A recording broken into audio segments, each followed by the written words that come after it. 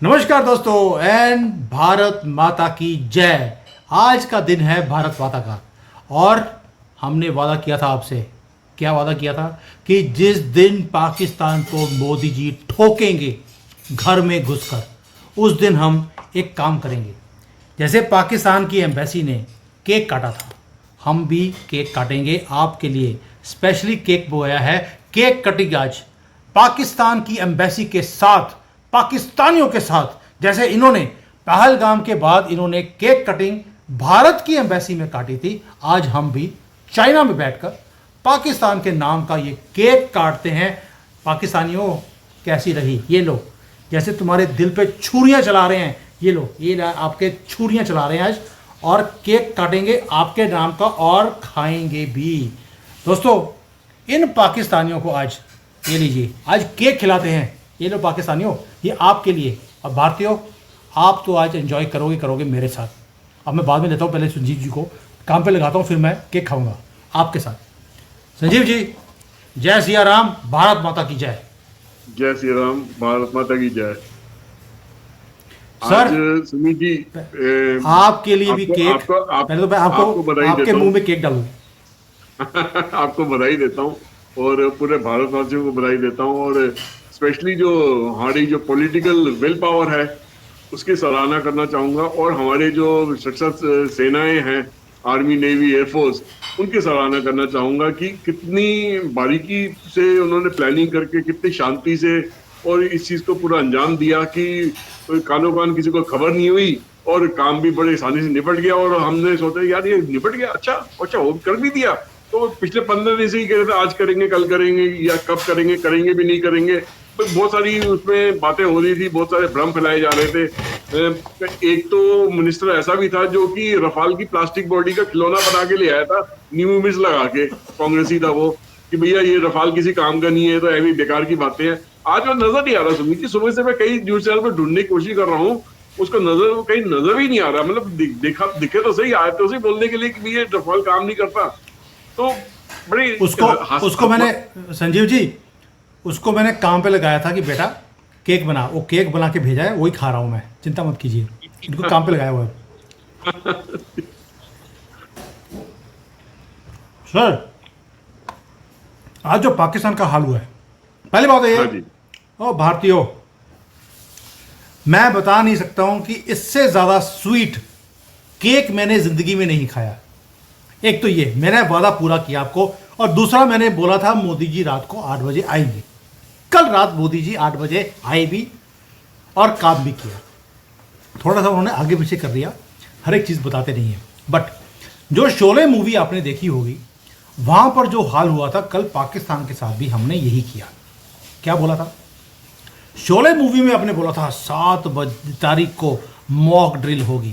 पाकिस्तान ने बात सुनी और वो आराम से जाके सो गए, और हमने वही काम किया जो वहाँ पर वीरू ने और इन्होंने दोनों ने किया था। पाकिस्तान के साथ ऐसा ही कुछ हुआ है। सर, इतनी सटीक चीज़, इतनी बड़ी चीज़, और किसी को कानो कान खबर नहीं। भाई, सीक्रेसी की भी चीज़ होती है, और पाकिस्तान 3 दिन से बोल रहा था हमारे पास इंटेलिजेंस है कि मोदी जी आज रात को नहीं तो कल अटैक करेंगे। पहली बात तो ये, पाकिस्तानियों के पास इंटेलिजेंस कब से आ गई इन गधों के पास? और ये बोल रहे थे हमारे पास इंटेलिजेंस है। सुमित जी, कोई इंटेलिजेंस नहीं थी, ये तुक्का मार रहे थे। जैसे कहते हैं लॉ प्रोबेबिलिटी को, यार ठीक है, बात अगर सच होगी तो ठीक है, तो पूरी दुनिया के सामने फेमस होंगे, नहीं होगा तो कोई वैसे भी पूछेगा नहीं इनको। ठीक है ना। अब जैसे कि अब जैसे कई बार होता है ना, कई डॉक्टर्स होते हैं, वो कहते हैं जी मैं बता सकता हूँ आपका हाव भाव देखे कि लड़का होगा कि लड़की होगी। तो आधों को लड़का कहता है, आधों को लड़कियों कहता है। जिसकी बात सच निकलती है वो उसको फेमस कर देता है दुनिया में कि डॉक्टर की बात सच होती है, जी आप जाओ इसके पास। जिसकी बात झूठ निकलती है वो इसलिए नहीं बोलता कि भाई उसकी बेइज्जती ना हो जाए कि बेवकूफ बन गया वो। तो वही बात इन्होंने करी है पाकिस्तानियों ने, कि इनके पास कोई इंटेलिजेंस सोर्स नहीं है। मोदी जी ने अपनी कंट्री के अंदर अपने जो नीयरेस्ट मिनिस्टर्स हैं उन तक को खबर नहीं पहुंचने दी है इस बारे में कि क्या करने जा रहे हैं। ये तो बहुत दूर की बात है कि पाकिस्तान के पास इंटेलिजेंस रहेगा, ये तो बेकार की बातें हैं।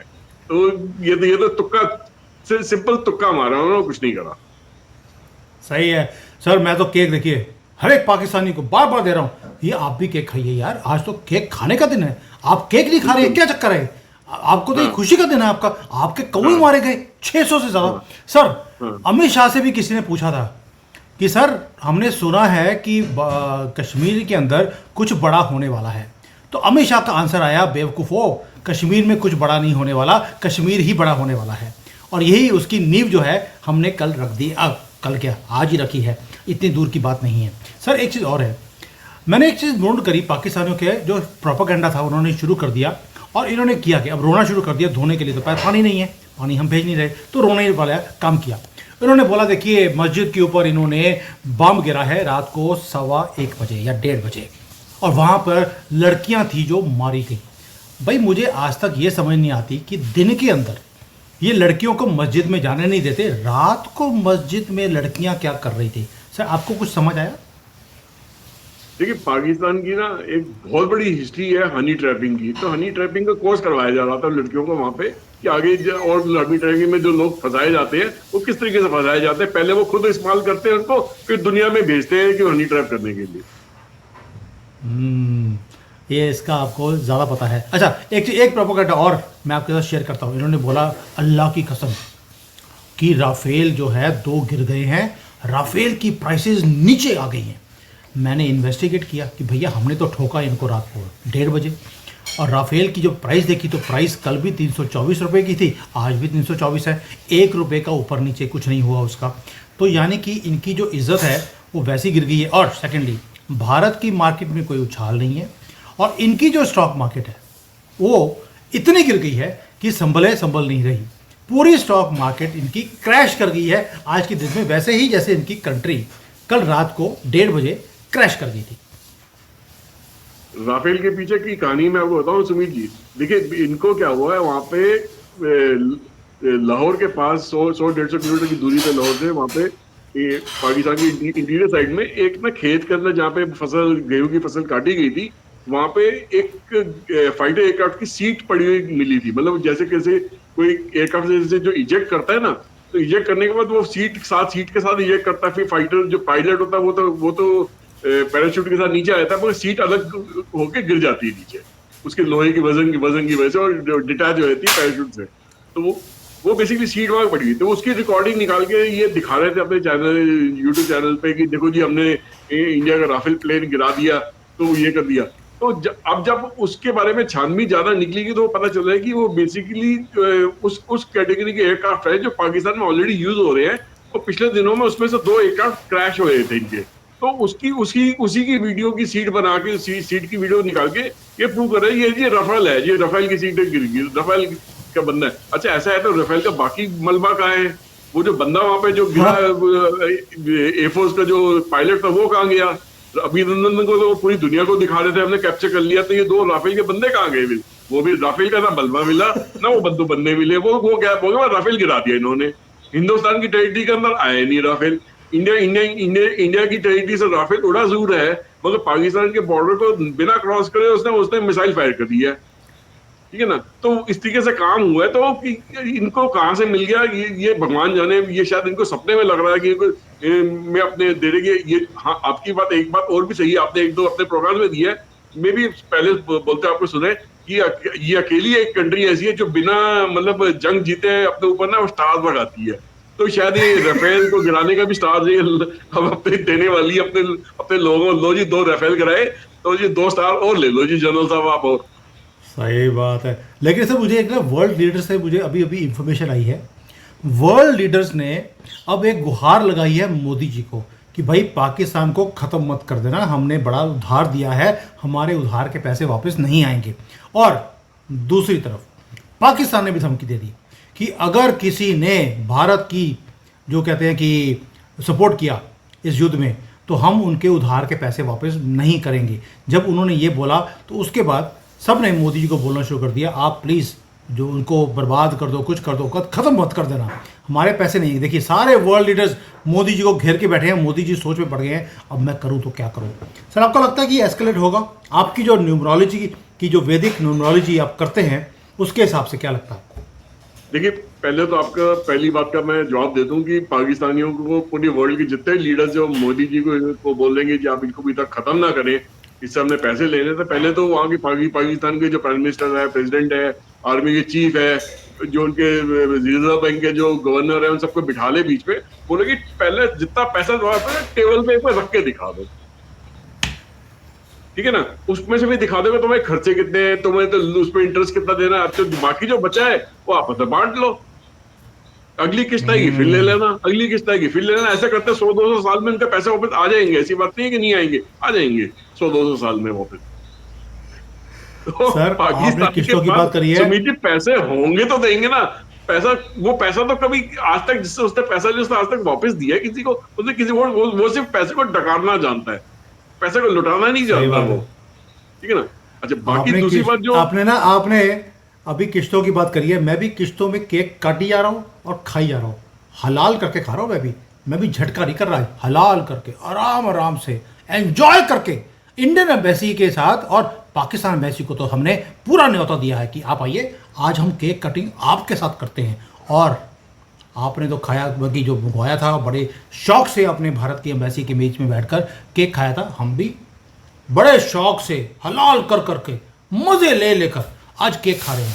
सर एक चीज़ और बताता हूँ आपको, अब देखिए शेख चिल्लियाँ कितनी हैं ये। इन्होंने पहले बोला कि अगर, ये देखिए इनका डिफेंस मिनिस्टर, लानत इसकी शक्ल पे लिखी है, ये आदमी क्या कहता था कि हमारे ऊपर अगर एग्जिस्टेंशियल थ्रेट होगा, अगर हमें लगेगा कि पाकिस्तान नहीं रहेगा तो हम सारी दुनिया को बर्बाद कर देंगे। ये इसकी स्टेटमेंट थी, यानी कि सोच कर देखिए, इसको भी पता है कि अब पाकिस्तान नहीं रहेगा, इसलिए उन्होंने पूरी दुनिया को धमकी देनी शुरू कर दी। सर आपको नहीं लगता कि ये दिमाग खराब हो चुका है इनका?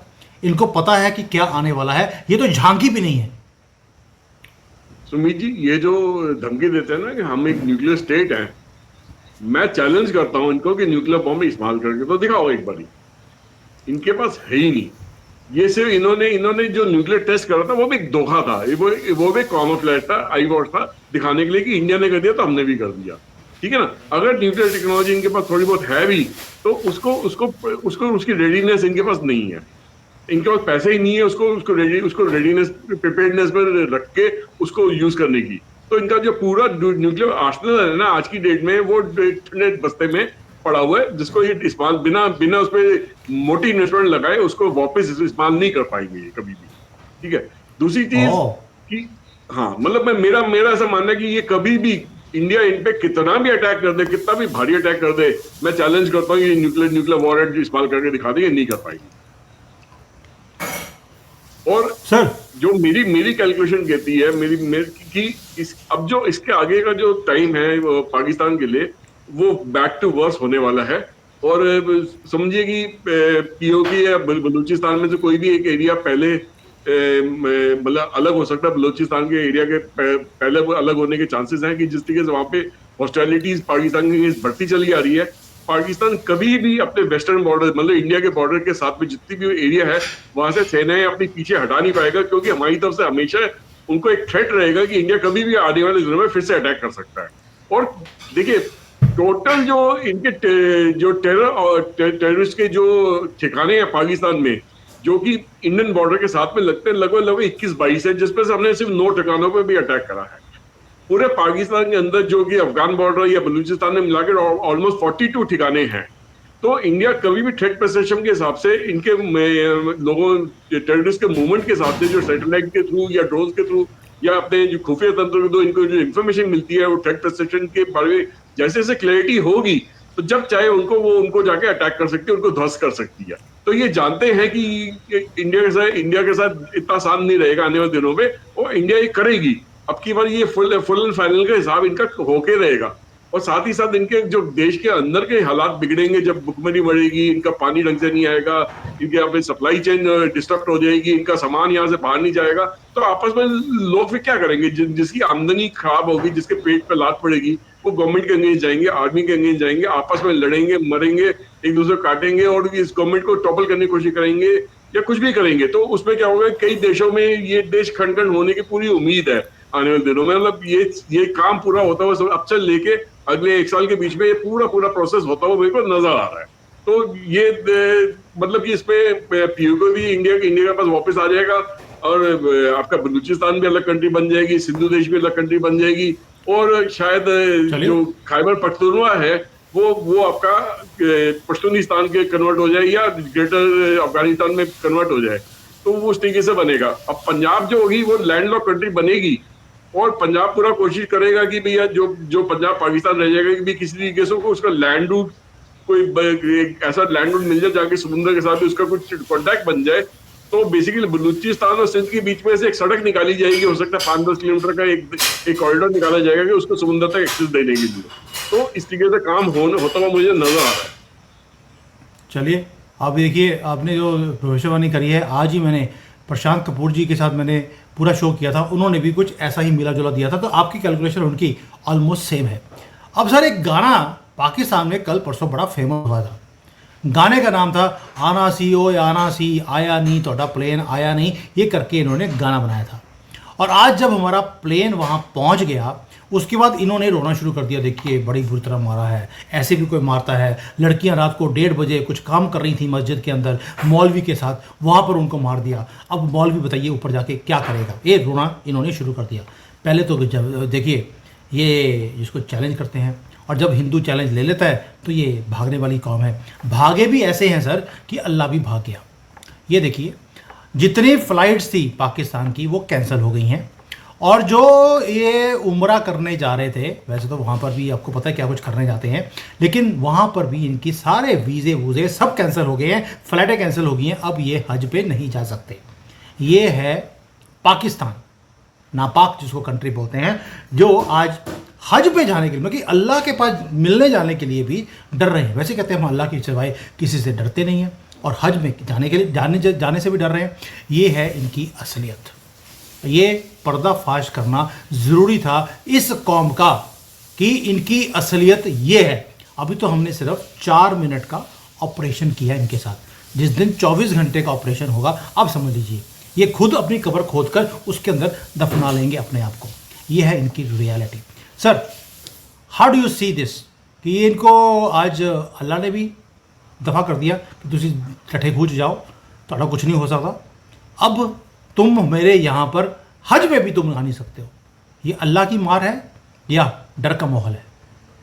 सुमित जी, देखिए, कुदरत की मार तो पड़ी रही है, जैसी करनी वैसी, मतलब उसको जैसे कहते हैं ना, कर्मा कर्मा कर्मा अपना रूप दिखा रहा है।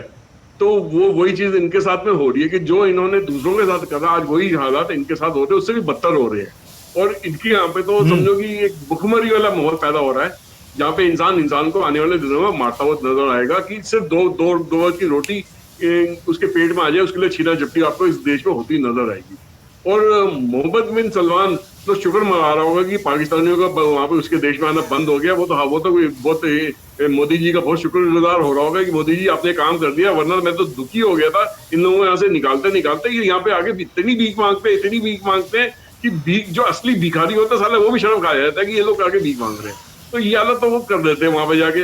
मतलब कोई ऐसा बंदा नहीं निकलता जिससे भीख नहीं मांगते कि इसके नाम पे दे दो भीख, उसके नाम पे दे दो भीख, इसके। तो सारे जितने भीख मांगने वाले होते हैं ना, वो अपने देश में जाके फिर हरामखोरी का काम करते हैं। मतलब उनको सिर्फ इतना पता है कि साल में 2-4 महीने हम वहां रह लेंगे तो पूरे साल की कमाई निकाल लेंगे, वहां दिरहम में भीख मिलेगी, यहाँ पर पाकिस्तान में खूब सारे नोट बन जाएंगे, तो हमारा काम चल गया, हमारे 1 साल का काम तो निकल गया, फिर अगले साल फिर पहुंच जाएंगे। तो उस तरीके से अच्छा, फ्री में ज़कात में ये लोग वहां पे सऊदी अरेबिया जाते हैं गवर्नमेंट के फंड के ऊपर या सऊदी अरेबिया के फंड के ऊपर, इनका आने जाने का खाने पीने का खर्चा तो कुछ लगता नहीं है, सिर्फ भीख ही तो मांगनी है वहां जाके, तो वो ये मांगते रहते हैं। जब तक गवर्नमेंट इनको छानबीन करती है, इनको सबको इकट्ठा करती है, फिर जहाज में डालती है, वापस भेजती है, तब तक इनको 2-4 महीने निकल जाते हैं वहां पे। तो फिर मतलब ये सिलसिला चलता रहा, इतने सालों से चल रहा है। और शायद आप वो मोहम्मद बिन सलमान अंदर शुक्रिया अदा कर, उसने सबसे पहले मुझे लगता है मोदी जी को फोन कर दिया होगा। मोदी जी अगर फिर से गड़बड़, फिर से ये लोग मेरे देश में आना शुरू कर देंगे ना सऊदी अरेबिया में, मैं आपको फोन कर दूंगा, साला एक बार फिट ठोक देना इनको। सर, आज एक और खबर आपके साथ शेयर करनी है, वो ये है, ये वाली मसूद अजहर, इसकी पूरी की पूरी फैमिली दफन हो गई है आज, और ये रोता हुआ दिखाई दे रहा था वहाँ पर कि मेरी सारी फैमिली ख़त्म हो गई। अल्लाह मुझे क्यों नहीं उठा लेता, मुझे भी उठा लेता, ये मैं दर्द ना देख पाता। यानी कि उसे आज वो दर्द महसूस हुआ होगा जो वो हिंदुओं को देने की कोशिश कर रहा था। सर, यही कर्मा है, सबका हिसाब किताब यहीं पे होना है। मसूद अजहर को ना मारकर भी हमने बहुत बड़ा एहसान कर दिया उसके ऊपर। आज वो अपने बच्चों की लाशें गिन रहा है, अपने नातियों की, अपने रिश्तेदारों की, सारा का सारा परिवार उसका नष्ट हो गया। भाई मज़ा आ गया देखकर इसको। और एक डॉक्टर अभिषेक हैं चंडीगढ़ वाले, वो कई बार मेरे शोज़ पे आए भी हैं। उन्होंने बोला था मुझे एक ही चीज़ का दुख है कि हमने 3 बार मोदी जी को जिताया है, हमें 2002 वाला मोदी चाहिए। क्या आप बोलेंगे कि आज 2002 वाला मोदी वापस आ गया? सुमित जी, मोदी जी अब ने जो रूप अब अपनाया, धारण किया है कि वो जैसे ही सऊदी अरेबिया से वापस आए थे, अपना सऊदी अरेबिया का ट्रिप बीच में छोड़ के, जब पहलगाम पे अटैक हुआ था वहां पे हिंदुओं पर, तो जब जैसे ही प्लेन का दरवाजा खुला था, प्लेन की सीढ़ियों से नीचे उतर रहे थे, उनके शक्ल पे अलग से एक गुस्सा में नजर आ रहा था, एक फॉर्मनेस नजर आ रही थी। तभी समझ गया कि मैं समझ गया था भाई ये अब तो बहुत कुछ बड़ा होने वाला है। वो इंडिकेशन उसी दिन मिल गया था, पूरी दुनिया को मैसेज चला गया था, पाकिस्तान को भी मैसेज चला गया था। तो ये जो रूप है मोदी जी का, अब इस पे किसी भी किस्म की डायल्यूशन होने वाली बात नहीं है, इस पे ढील नहीं आएगी। इस पे आप कहीं पे भी उनको ये नहीं होगा कि वो आप बोलोगे मोदी जी ह्यूमैनिटेरियन ग्राउंड्स पे ऐसा कर दो वैसा कर दो, नथिंग डूइंग, वो करेंगे ही नहीं, क्योंकि उनको विश्वास ही नहीं है। उनको इनकी पाकिस्तान की कौम को विश्वास ही नहीं है कि ये कभी भी सीधे तरीके से चल सकते हैं। तो उन्होंने कई बार विश्वास करके देख लिया पिछले 10-11 साल में, आज तक ये सुधर नहीं पाए, अब आगे क्या सुधरेंगे? अब तो सिर्फ एक ही काम होगा कि पाकिस्तान का विघटन और पीओके का वापसी हिंदुस्तान में मिलना। इसके अलावा बीच का कोई रास्ता बचा नहीं है। अब ये काम होके ही रहेगा, समय ही ये बताएगा कि जो आज हम बात कह रहे हैं वो सही होगी नहीं होगी, बट मुझे ऐसा लगता है बहुत जल्दी हम इस काम को होते हुए देखेंगे। आज मोदी जी ने काम और किया, अभी अभी मेरे पास फोटो आई है, वो मैं शेयर करता हूँ, ये लीजिए। आज मोदी जी ने ये वाला काम किया है पाकिस्तानियों के साथ। भाई रोस्ट करके हमने अच्छी तरह से उनको खाना परोसा है, पहली बात तो ये। दूसरा, एक हमारा पॉलिटिशियन भी है, उससे मोदी जी पूछ रहे हैं कि बेटा इस बार प्रूफ नहीं मांगेगा, लेकिन ऐसा लगता है कि उसके मुंह में सीमेंट जम हो गया है, वो बोल नहीं पा रहा है कि हमें प्रूफ चाहिए कि आपने स्ट्राइक करी थी। मज़े की बात यह है, हमने बोला भी नहीं कि हमने स्ट्राइक करी है, पाकिस्तानियों ने खुद वीडियो बनाकर कहता हूँ वीडियो बना, वीडियो जल्दी से हमने इंडिया भेजनी है, सुमित जैन वेट कर रहा है। रात को 3 बजे, जबकि मेरे यहाँ के टाइम के 3 बजे जब अभी वहाँ पर अटैक हुआ था, मुझे फ़ोन आने शुरू हो गए थे, वो अटैक हो गया, अटैक, तुम सो रहे हो अभी उठो। सर, आज जो हमारे पॉलिटिशियंस हैं सारे चुप हैं कि प्रूफ नहीं मांग रहे, फिर पाकिस्तान खुद प्रूफ दे रहा है। ये कभी देखा आपने कि हर एक कंट्री जिसके ऊपर अटैक किया हो वो खुद प्रूफ दे रहा हो कि हमारे ऊपर अटैक हो गया है? पहले मनमोहन सिंह होते थे, वो जाकर लोगों को बोलते थे देखिए जी हमारे ऊपर अटैक हो गया है। आज पाकिस्तान वाले हमें बोल रहे हैं देखिए जी हमारे ऊपर अटैक हो गया है। भाषा सेम है। सुमित जी देखिए, जो 9 जगह पे इन्होंने अटैक करा है इंडियन फोर्सेस ने, उसमें से लगभग 4 से 5 जगह जो थी वो पंजाब प्रोविंस के अंदर थी, ठीक है ना। और पंजाब प्रोविंस का मतलब क्या हुआ? पंजाब प्रोविंस में अटैक करने का मतलब हुआ कि आपने पाकिस्तान आर्मी के गढ़ के अंदर अटैक कर दिया, ठीक है ना। जितनी भी पाकिस्तान के अंदर फोर्सेस हैं वो पाकिस्तानी पंजाबी डोमिनेटेड फोर्सेस हैं, और उनके जो जितने भी जो ऑफिसेज हैं, हेड ऑफिसेज हैं, वो सब उसी प्रोविंस में है। और ये जो जितने भी जो टेररिस्ट के जो ठिकाने थे जो डिस्ट्रॉय करे इंडिया में पंजाब प्रोविंस में, ये सारे के सारे वहां पे आर्मी की तरफ से उनको सर्टिफिकेट मिला हुआ था, सिक्योरिटी मिली हुई थी, और वहां कैंटोनमेंट एरिया के पास में थे सारे के सारे ये। तो अब ये देखिए कि दैट मीन्स कि यहाँ पे अटैक करने से इंडिया ने वहां की पाकिस्तान की आर्मी को भी एक सिग्नल दे दिया है बहुत बड़ा कि आपके पड़ोस वाली बिल्डिंग उड़ा सकते हैं तो आपको भी हम कभी भी उड़ा सकते हैं। तो yes, ये जो पंजाब के अंदर हुआ है, और जितने भी वहां के न्यूज चैनल्स हैं वो सारे पंजाबी डोमिनेटेड हैं। जितने भी वहां पे सोशल मीडिया का अकाउंट्स हैं वो भी पंजाब से मैक्सिमम आते हैं। जितने भी वहां पे जो शौकिया जो रिकॉर्डिंग करते हैं, जो सोशल मीडिया को फिल्म भेजते हैं, वीडियोस भेजते हैं, वो मैक्सिमम पंजाबी इसमें बहुत ज्यादा आगे बढ़ चढ़ के इस काम करते हैं। तो क्योंकि वो सोचते हैं कि भाई उनको लाइमलाइट में रहना है, उनको कुछ उससे शायद फायदा हो जाए। तो जैसी ये हरकत पंजाब में हुई तो वो उन्होंने वीडियोस भर भर के इतनी बना के भेज दी कि उसको कोई भी यहाँ का पॉलिटिशियन क्या, वो मतलब पूरी दुनिया का कोई भी पॉलिटिशियन उसे इनकार नहीं कर सकता कि इस टाइप की हरकत वहां पे हुई है। Yes. उन्होंने हर एंगल से रील बना ली, कोई ऐसा एंगल छोड़ा ही नहीं है कि जैसे उन्होंने रील ना बनाई हो। बना के भेजे जा रहे हैं। इतनी रीलें पीओके के अंदर से नहीं आई है जितना पंजाब के अंदर से आई है इस वक्त। सर वही तो कह रहा हूँ, इस बार इंडियन मीडिया नहीं बोल रहा कि क्या हो गया, हमारे जो है पॉलिटिशियन नहीं बोल रहे, मुंह में दही नहीं जमा सीमेंट जम गया है, कोई नहीं बोल रहा कि प्रूफ दो। प्रूफ तो पाकिस्तान से आ गया है। सर एक प्रूफ और आया है कि बॉम्ब का साइज़ कितना था। लोगों ने कई ने पूछा मुझे कि सर जो बॉम्ब गिरे हमने उसका साइज़ क्या था। पहले तो आपको मैं एक चीज़ दिखाता हूँ, ये देखने वाली वीडियो यार मैंने सुबह भी दिखाई थी, ये तो जितनी बार देखें आप उतनी कम है, कि ये मिसाइल अटैक्स जो है हमारी तरफ से किए गए हैं पाकिस्तान के ऊपर। और ऐसे था जैसे कि बारिश पड़ रही हो बॉम्ब्स की, मिसाइल्स की। ये इस तरह से गिरा है हमने, इस तरह से इनको ये तबाह किया है पाकिस्तान को। भाई मज़ा आ गया।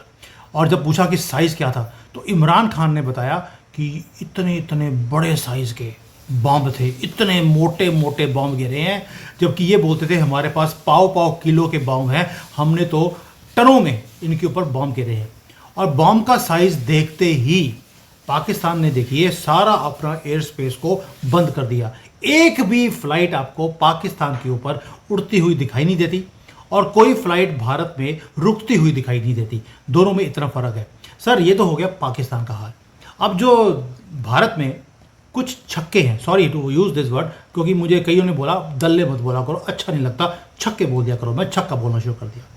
ये दो छक्के अब सामने आए हैं। सुना है ये कि ये सुप्रीम कोर्ट ऑफ इंडिया में ये एक पेटिशन लगाने वाले हैं कि भारत के प्रधानमंत्री को रोका जाए कि वो पाकिस्तान के ऊपर अटैक ना करें और उनका पानी रिलीज कर दें। और जो सुप्रीम कोर्ट है वो सारे केसेस जो 4-5 करोड़ केसेस पेंडिंग है देश में, उनको छोड़कर पाकिस्तान के ऊपर शायद हियरिंग भी करनी शुरू कर देगा।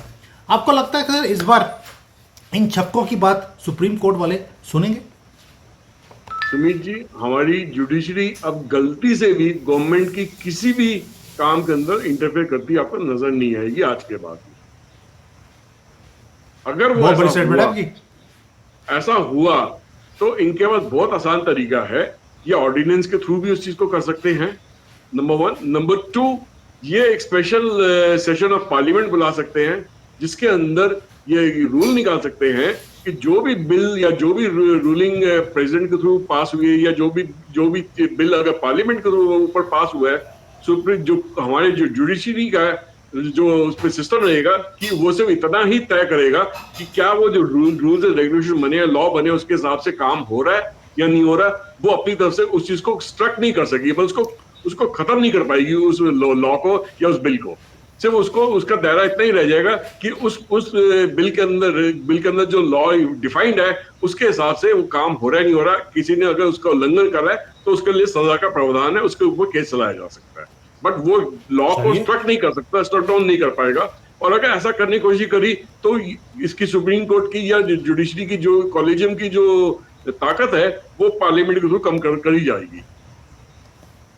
चलिए मैं कहता हूँ आपके मुंह में आज घी शक्कर नहीं, आपके मुंह में भी केक, ये लीजिए, ये केक पूरा का पूरा मैं आपके मुंह में डालता हूँ, आप पूरा खा लीजिए। सर ये ऑपरेशन सिंदूर आज शुरू किया गया और हमने अपना जो था वो ऑपरेशन सिंदूर से जो इनका मुंह काला करना था हमने कर दिया। और इन्होंने बड़े भंगड़े डाले थे, केक काटे थे, आज हमने भी देखिए बार बार दिखा रहा हूँ इनको, पाकिस्तानियों को केक ना दिखाएं आज ये हो नहीं सकता। भाई हमने खाया, बड़े मज़े से खाया, मज़ा आ गया केक खाकर। और हम तो वेट कर रहे हैं कि पाकिस्तान कोई गलती दोबारा से करे और हम भी अगली बार और बड़ा केक। भाई अब तो जो है बालाकोट में बड़ा छोटा सा केक था, आज बड़ा लेकर आए हैं। इसके बाद तो मुझे लगता है 2-4-5 किलो का हम केक खाने वाले हैं, क्योंकि इमरान खान ने पहले ही बोल दिया बड़े बड़े बॉम्ब सीखे, अगली बार तो और भी बड़े आएंगे। अभी तो हमने सिर्फ पिछवाड़े में डाले हैं, अभी तो पता नहीं कहाँ कहाँ डालने हैं हमने। तो Sanjeev ji, thank you so much for enjoying this moments with me, with everybody who is listening today. इससे बढ़िया दिन हमारी ज़िंदगी का नहीं हो सकता था। और जैसे आपने पूरा हर चीज़ को क्लियर किया है, आई रियली सैल्यूट यू। और एक ही चीज़, आज तो मुझे लगता है जय श्री राम बोलने का मन नहीं करा है, तो भारत माता की जय होनी चाहिए और हर हर मोदी बोलना चाहिए, ना कि हर हर Mahadev. Sanjeev ji, thank you so much and Sumit ji, Bharat माता की जय। मेरे को एक चीज खटक रही है दिमाग में, वो भी मैं इसमें बोलिए। कवर करना चाहता हूँ कि देखिए, जितनी भी ऑपोजिशन पार्टी के लीडर्स हैं, सबने हम्म। सबके सबने हमारी भारतीय सेना की सराहना करी कि हाँ, भारतीय सेना ने बहुत अच्छा काम करा है, और कोई प्रूफ नहीं, जैसा आपने बताया, कोई प्रूफ नहीं मांगा। मगर उन्होंने एक पॉलिटिकल विल को नहीं सल्यूट करा, मोदी जी की गवर्नमेंट को नहीं सल्यूट करा कि उनके रहते हुए, उनकी पॉलिटिकल विल के रहते हुए, उनके दृढ़ निश्चय के रहते हुए इस चीज को प्लान करके इस चीज को हम एग्जीक्यूट कर पाए। बिना पॉलिटिकल पार्टी के विल के क्या काम हो सकता है? अब 9/11 जो बम्बई में अटैक हुआ था होटल के ऊपर, उसके बाद भी गोल्डन अपॉर्चुनिटी थी ना उसको, मनमोहन सिंह गवर्नमेंट के पास, क्यों नहीं अटैक करा? ठीक है, क्योंकि पॉलिटिकल विल नहीं थी, वो करना नहीं चाहते थे। ठीक है ना, वजह कुछ भी रही हो उसकी। ठीक है ना, मगर आज एक भी ऑपोजिशन की एक भी पार्टी मोदी जी को या बीजेपी गवर्नमेंट की पॉलिटिकल विल को नहीं सराहना कर रही। वो सिर्फ इतना कह रही है कि हमारे हमारे फोर्सेस ने करा। क्या ये प्लानिंग फोर्सेस की थी? क्या इसमें हमारे हमारे नहीं नहीं नहीं। खुफिया तंत्र का कोई हाथ नहीं था? क्या इसमें पॉलिटिकल पार्टी के लीडर्स का कोई हाथ नहीं था? क्या प्रेसिडेंट के अप्रूवल का हाथ नहीं था? सब चीजें इन्वॉल्व होती हैं। तो एक हर एक चीज को उसको उसको अगर टाइम लेते हुए उसको एक्नॉलेज करा जाए तो बहुत अच्छी बात है।